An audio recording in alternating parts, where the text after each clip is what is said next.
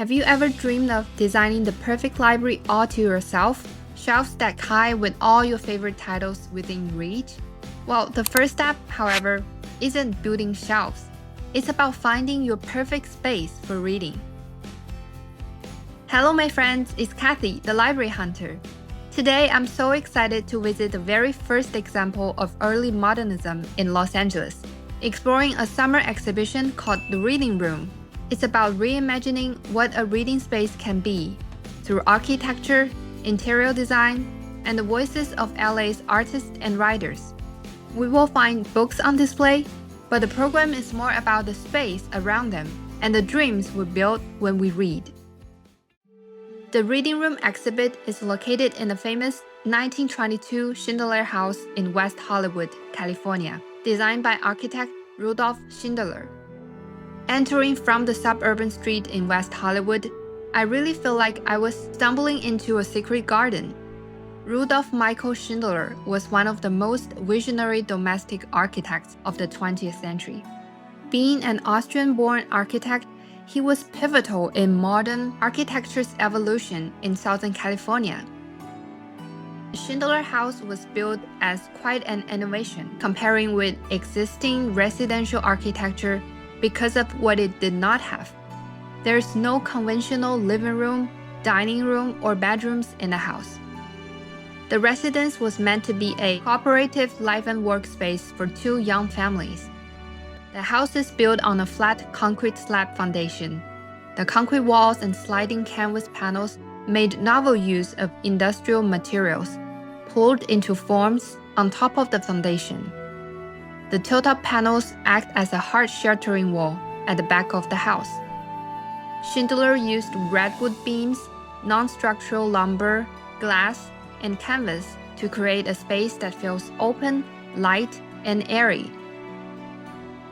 The transparent materials and the concrete slab arrays invite natural light to spill inside.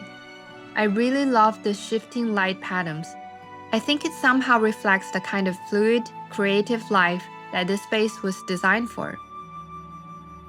And my favorite part is the open floor plan. Most of the structure is built with light wood roofs and sliding glass walls that open into a series of semi-enclosed courtyards.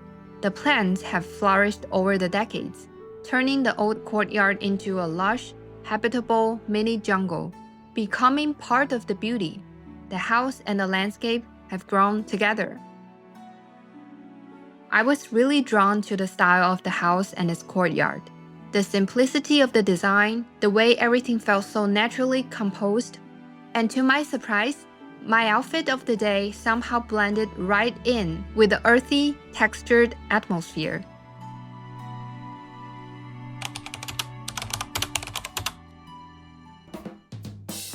This exhibition explores what it means to read and the spaces that we create around that practice. It features a nice, hand-picked curation of publishers, artists' books, and printed works by LA-based creators. At the center of the exhibit is a series of reading furniture, specially commissioned from Los Angeles artist and designer Ryan Preciado. I really like how his work echoes and interacts with Schindler's original designs, while also honoring the craftsmanship behind the architectural tradition. The Reading Room exhibition brings together a thoughtful mix of publishers, artists, and designers who all care deeply about what reading can look and feel like. The focus isn't just on books themselves, but on the stories, materials, and the entire creative processes behind them. Each of them offers a unique perspective on book and publishing, blending personal history, local culture, and bold design. I can feel that they're actually celebrating reading as something alive and evolving, something that lives not just on the page, but in the space that we create around it.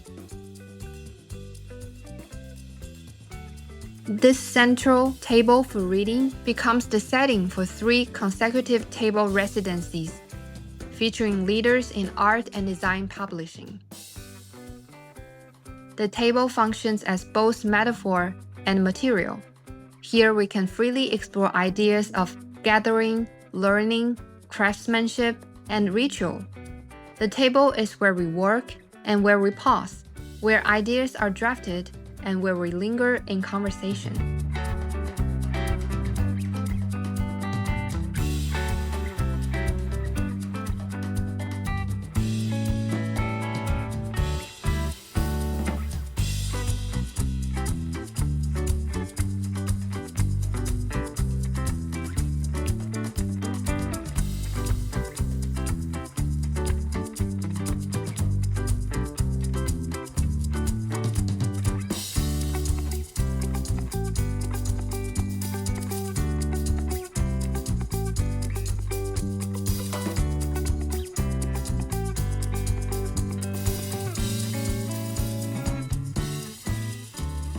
For me, a perfect reading room isn't just a place to store collections of books, but a place to be with them.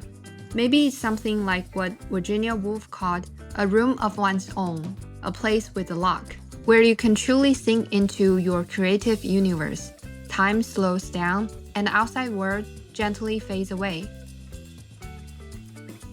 The Reading Room exhibition will continue until mid-September, and there will be other artist programs following that. If you are a fan of architecture and especially modernism, it's definitely worth a visit. I really enjoy this self-guided tour of the 1922 Schindler House. This house is interesting in so many ways. In historical context, it's a rare example of early international-style modern home. While on the practical level, instead of a livable space, it's more of a concept than a home. Thank you for watching. Wondering where is my next destination? All I can tell you now is it has to be a library. And as always, thank you to San Jose State University iSchool for their continuous support of the channel Library Hunter. See you in the next library. Bye!